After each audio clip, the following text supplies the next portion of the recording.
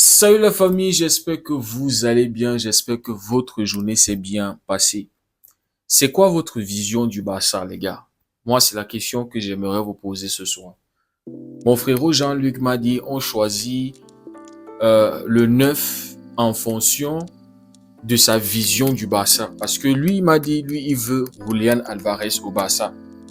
Moi, je lui ai dit, je partirais beaucoup plus sur un 9. En fait, quand on était en train de discuter, j'avais mentionné le nom d'Osimhen juste avant que le nom d'Osimhen sorte aujourd'hui, les gars, disant que le Barça le considère comme le plan B. Je disais à mon frère Jean-Luc, moi, je vois un profil comme un Osimhen, Vlahovic, vous voyez, des profils grands de taille, imposants, des gars qui peuvent reprendre des centres de la tête, par exemple.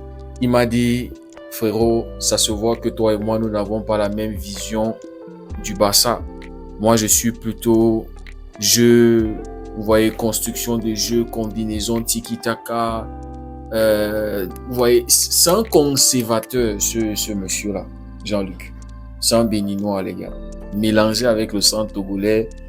Donc, lui, Julián Alvarez, des petits espaces techniques, vous voyez, du football, du pur. Il m'a dit non, non, non. Osimhen, pour lui, il n'a pas l'ADN Barça. Il ne veut même pas voir Osimhen à côté du Barça. Moi, je lui ai dit, voilà, moi, quand je vois, il y a souvent des centres là, tu vois, Lamine pose souvent des centres, vous voyez les coups de pied arrêtés. C'est bien qu'on ait un attaquant qui s'impose dans les duels aériens, qui s'impose dans les duels au sol. Vous voyez ce neuf là qui est présent. Et donc, moi, je lui disais que, voilà, Osimhen, pourquoi pas l'avoir au Barça.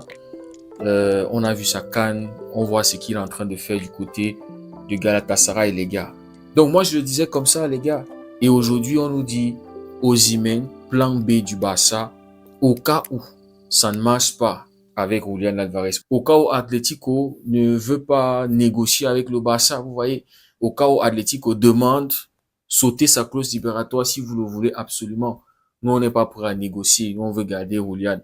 Donc les gars, moi j'ai essayé un peu de comparer la saison d'Osimhen en championnat avec celui de Julián Alvarez et aussi en comparaison avec notre neuf, celui qui a joué plus, Ferran Torres bien sûr les gars. Osimhen, il a joué 19 matchs, il a marqué 12 buts, il a délivré 4 passes décisives. Ferran Torres a déjà joué 26 matchs, il a marqué 12 buts, il a délivré une seule passe décisive. 26 matchs. Il a eu 19 titularisations, les gars. Julián Alvarez, du côté d'Atlético, a joué 29 matchs. 8 buts marqués, 4 passes décisives. Vous prenez qui au Barça, les gars? Vous prenez qui au Barça? C'est-à-dire, si vous avez le choix, si vous étiez à la place de Deco, Antiflic, en fait, si ça revenait à vous de choisir, parce qu'on voit clairement que Osimhen, en peu de matchs, a le même nombre de buts que Ferran, mais plus de passes décisives. Ça veut dire que Osimhen est un joueur qui est capable de participer à la construction d'un but, à la construction du jeu. Il est capable de le faire, les gars. Parce que quand mon frérot Jean-Luc me dit non, il n'est pas technique, il n'est pas assez technique, il n'est pas puissant, dans les petits espaces, il ne va pas s'en sortir. La Liga, il n'y a pas les espaces. Il faut des gars associatifs, des gars qui participent énormément au jeu, les déplacements, machin, intelligence, QI, oh. Les gars, on a besoin d'un véritable neuf. Osimhen, 27 ans. Bientôt, il aura 28 ans. Tellement d'expérience. Tellement. C'est-à-dire, c'est un joueur qui a un bagage. C'est un joueur qui est tellement expérimenté, les gars. Maintenant, en termes de prix, les amis, on nous dit que le Barça est prêt à dépenser un maximum de 70 millions pour un attaquant. Ils veulent donner 70 millions à Atlético. Ils veulent négocier 70 millions pour Julián Alvarez. Atlético avait dépensé, je crois, c'était 80 millions, un truc comme ça. Et actuellement, Julián Alvarez est estimé, je crois, c'est à 100 millions sur Transfermarkt, si je ne dis pas de bêtises. La dernière fois que j'avais regardé, c'était ça, son prix, les gars. Le Barça n'a que 70 millions à dépenser. Osimhen, actuellement, ça coûte 75 millions. Quand je vois sur Transfermarkt. J'étais en train de lire quelque part que Osimhen n'a pas de clause libératoire. Donc, ça veut dire que c'est Galatasaray qui va définir son prix. Les gars. Et quand on sait ce que Osimhen représente actuellement pour Galatasaray, les gars, le joueur qu'il est devenu là-bas. Wow, les gars. Maintenant, au Barça, on a Ferran Torres et notre abuelo. C'est-à-dire notre grand-père Lewandowski. Il y a certaines personnes de la communauté qui disent Lewandowski doit partir. On garde Ferran Torres parce que Ferran Torres accepte son rôle, le deuxième. C'est-à-dire il n'a aucun problème à s'asseoir sur le banc et à être un remplaçant. Ça, c'était aussi l'argument de mon frérot Jean-Luc. Pour lui, Lewandowski part, on garde Ferran Torres et on cherche l'argent, on investit sur un neuf titulaire, sachant que Ferran, lui, sera le remplaçant, il sera le numéro 2. Pour d'autres personnes, on vend Ferran Torres. On essaye de négocier un bon prix pour Ferran Torres. Et maintenant, on utilise cet argent-là pour pouvoir investir sur un neuf, les gars. Moi, je suis plutôt de cet avis. C'est-à-dire, on garde notre grand-père, puisque, les gars, il est tellement apprécié au club. Il est tellement apprécié par l'administration. Il est tellement apprécié dans le groupe et même dans la communauté. Son caractère irréprochable, les gars. Jamais on a eu de maux de tête avec Lewandowski. Jamais il nous a posé un problème. Lewandowski était arrivé au Barça dans le pire moment, dans les moments où on était en train de galérer. Et il a participé énormément à tous les trophées qu'on a pu remporter, à élever encore ce Barça-là, les gars. Donc, les gars, moi, je kiffe tellement notre abuelo et pour moi, je garde Lewandowski. On nous dit qu'il va accepter une réduction de salaire et il va accepter son rôle de deuxième. Et quelque part aussi, j'avais lu que le Barça compte sur lui pour partager son expérience avec l'attaquant qui va arriver. C'est-à-dire être un conseiller, vous voyez, encadrer le neuf qui va arriver au Barça. Et ça, les gars, moi, je kiffe. Donc, moi, je n'ai aucun problème à avoir Lewandowski là, qui baisse son salaire considérablement. Et je crois qu'il va le faire. Et c'est ce qu'il veut lui-même, rester au Barça. Et puis, voilà, pour vraiment terminer sa carrière même au Barça. Donc, je garde Lewandowski. Je vends Ferran Torres. Vite fait, les gars.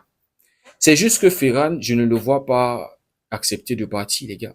C'est ça le problème avec les joueurs quand ils arrivent au Barça.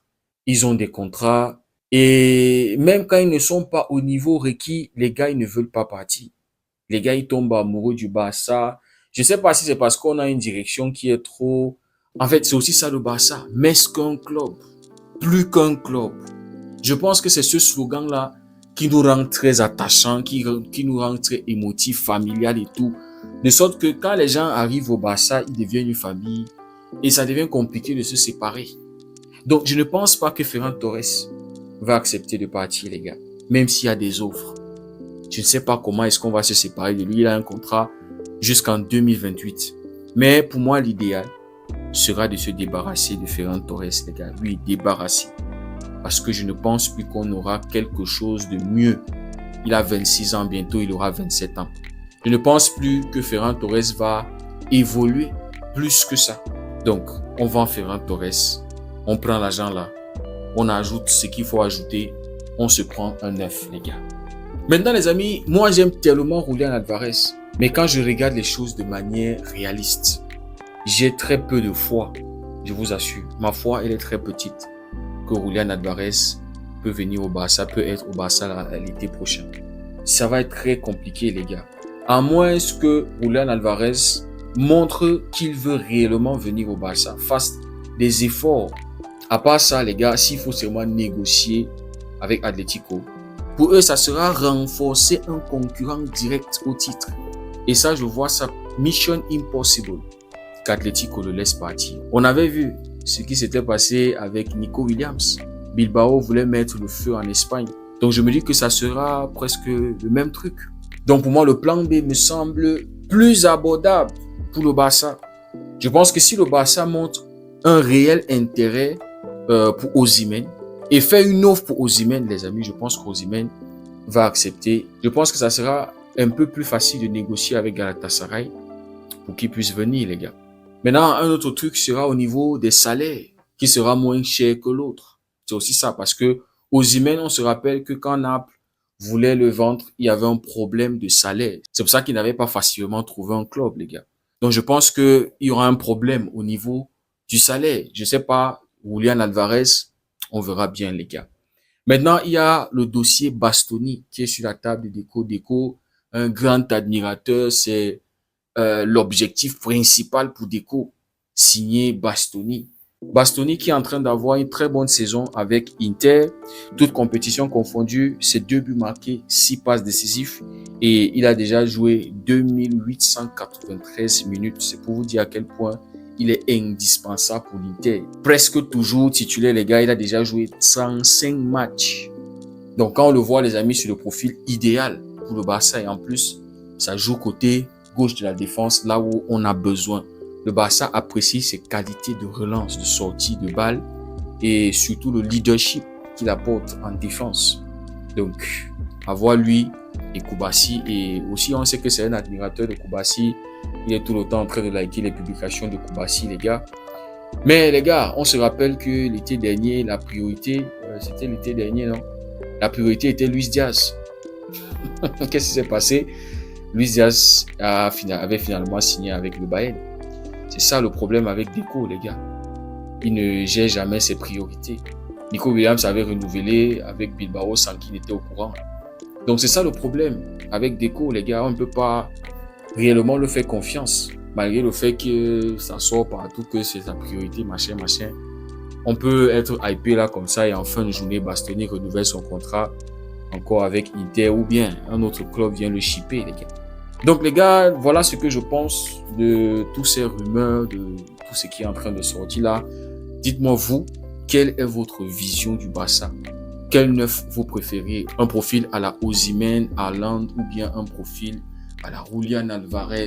Vous voyez ce genre de neuf là. C'est bien déjà que le nom d'Omar Mamouche ne sort plus, les gars. Cette mouche là qui est en flop du côté de Manchester City. Dites-moi ce que vous en pensez en commentaire. Si le contenu vous a plu, likez, partagez. Pour ceux qui découvrent cette communauté, n'hésitez surtout pas à nous rejoindre. Merci beaucoup d'avoir suivi la vidéo. On se dit à très bientôt. Passez une belle nuit. Que Dieu vous garde.